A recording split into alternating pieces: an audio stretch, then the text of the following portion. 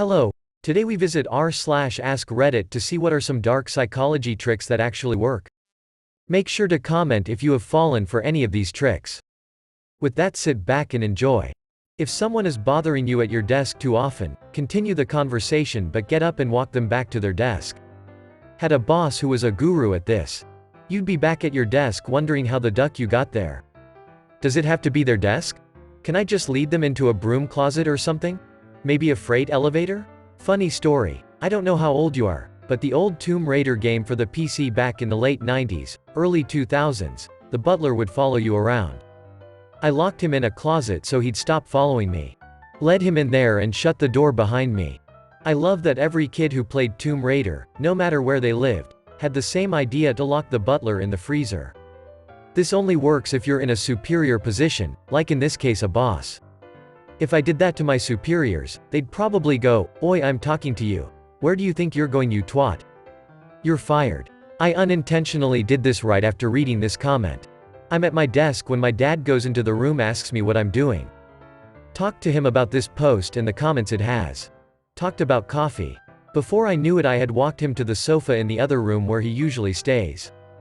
He sat down, took out his phone, and I left him there to write this comment. Silence. If you want to know something, ask the question then wait. People want to fill the silence and will talk and talk. Unfortunately, it works on you too.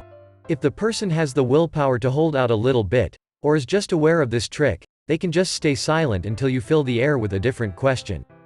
Used cleverly, this can even be used to deflect a damning question. You, were you with my wife last night? Them. You, who were you with? Them. Oh, my friend Dave was out with me. Now you think they answered the first question, but they only answered the second. This doesn't trick me at all. It adds fuel to my already suspicious fire because they ignored the first question on purpose. People are generally bad at this. Also reminds me of, the best way to get the right answer is to propose a wrong one. They call it the Dunning-Kruger effect. Nicely done. Isn't the Dunning-Kruger effect about stupid people thinking they are smart? LMFAO. Got them. If you want to be an effective liar, build a reputation of being honest. The more you are known as being reliable, the easier it is to deceive and manipulate. Not terribly complex, I know. I acted like I couldn't lie because of this trick, and now I actually can't lie, shaking my head, gone in too deep. No, you just believe that you can't lol. Well, he's got one person fooled. Gotta start somewhere. I make a point of being known as a bad liar about small things. I act super nervous if anybody asks me to. I mess up on purpose. I outright say, God, no. I have no poker face at all when anyone suggests I lie. But I'm actually pretty good at it, and nobody ever doubts that I'm sick when I just want a day off. Not necessarily because I'm a great liar, but because everyone knows never bother even trying to lie. I do this also. My whole family thinks I'm a terrible liar and I can't keep a secret. My dad was abusive and I became an amazing liar. I rarely use it, as I really have no reason to lie anymore, but it's there. Not really a dark trick, but one that I've found effective. When someone's being rude to you, stay completely silent and stare at them. It'll make them feel incredibly uncomfortable and they'll usually act civilly after a few moments. I did this to a boss recently. He was making inappropriate comments and I just stared blankly at him for a while and asked what he was trying to imply, and watching him backpedal and apologize was ducking glorious. I always did this to customers at work. Called it the autism stare. It started when I wouldn't know what to say, usually because the only thing they were willing to hear was "here's this free shit" or whatever, and I couldn't do that. And then I figured out that no one wants to yell at a brick wall, so I just turn into one. Doesn't work for normal, non-hostile conversations. Though people will talk for 30 minutes uninterrupted if they don't think they're saying anything rude, even if they actually are lol. Had a manager who would scream at me and drive me to tears. Got sick of it, so I did that and almost burst out laughing as her rant trailed off. She got quieter and said, "Let's just forget the whole thing and move on." Never yelled at me again. Talk good behind people's backs. It'll get to them, trust me, it'll get to everybody. I do this all the time. Just wait till those chumps find out I actually like them and genuinely wish them well. Evil laugh. Yeah. Let their punk asses find out I actually care for their well-being and hope they get home safely in these streets. If you make a favor seem bigger than it is before asking it, the person on the receiving end is much more likely to help. Babe, can you do me the biggest favor ever? Can you turn off the light when you come to bed? He would have done it anyway, but now he feels like a hero. Plot twist. He pulls out a laser pointer and gets the cat to shut off the lights. Related, Ben Franklin suggested that if someone seemed cold to you, ask them a small favor. I think he mentioned borrowing a book? After you return the book and were sufficiently appreciative, that person would likely be less cold in the future. The brain doesn't like cognitive dissonance. So if I do you a favor, some part of them is likely to say they did the favor because they liked you. Change the perspective from I to we and people will automatically align themselves with you.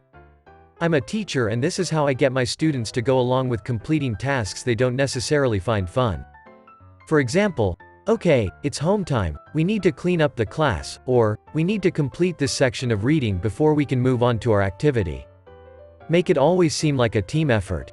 Oh God, I could only imagine trying to get a room full of children to clean up. I was one of those kids that was just a pure menace and knew it. I feel like elementary teachers are probably using this post's tricks the most. We need to give me $1,000. We need to give us $1,000.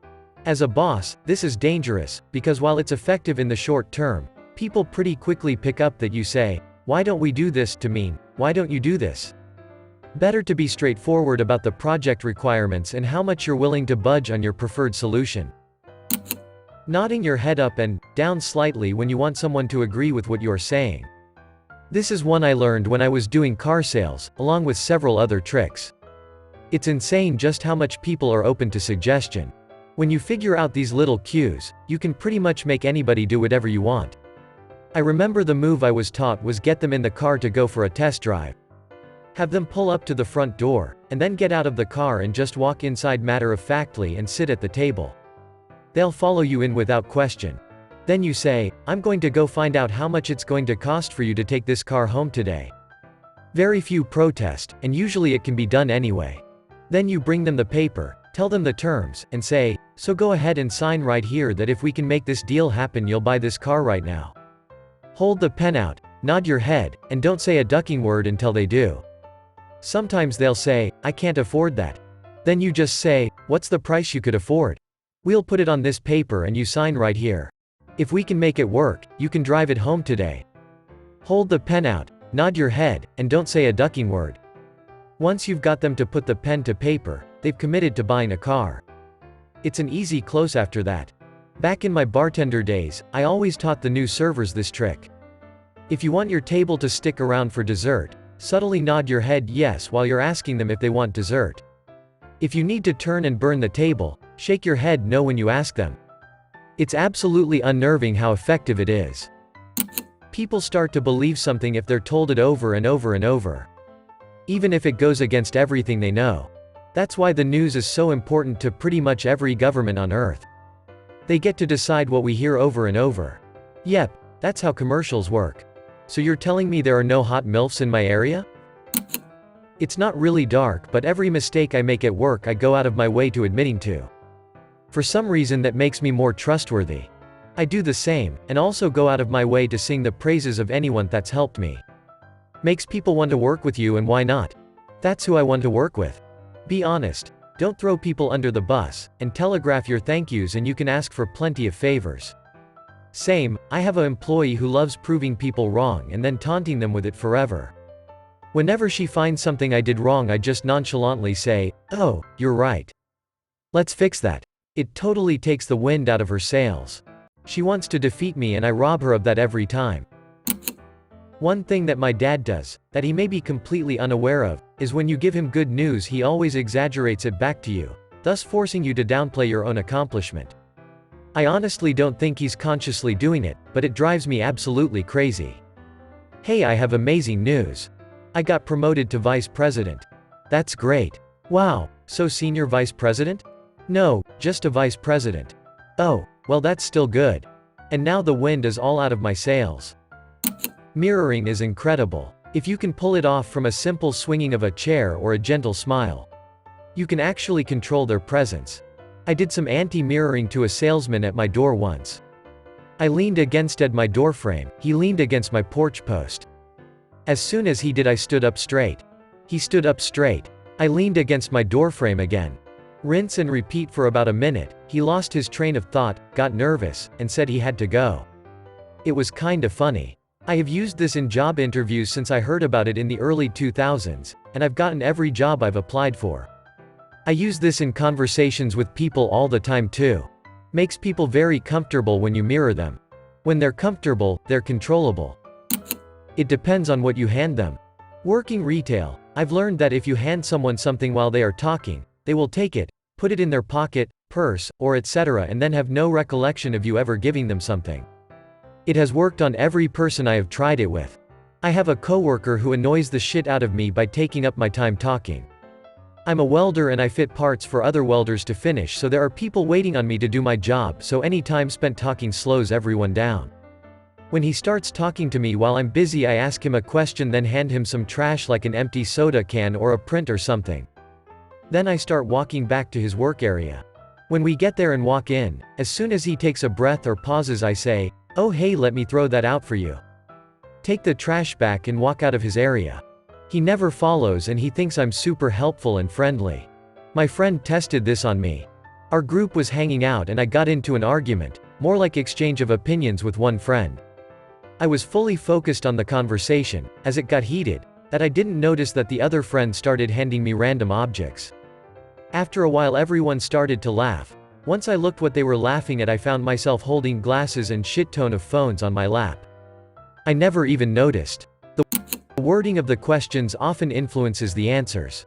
For example, to the question, "How fast were the cars going when they crashed?" people give, on average, an estimated speed that is faster than when the question is formulated as, "How fast were the cars going when they collided?" Question is also biased in that fast implies high speed, so will likely garner an inflated figure. When walking in a crowded area, look where you're going and not at the other people. They will naturally move out of your line of sight, making it quicker to move around. Also, putting your hand out in front of you as if pointing at something, people move. This. Roll your eyes into the back of your head and levitate a foot off the ground too, allowing a steady stream of biblical Aramaic to flow softly from between your unmoving lips. Thank you for watching all the way until the end, and don't forget to like, subscribe, and comment if you have fallen for any of these tricks. Click the video above if you want to continue to watch my content. Until next time.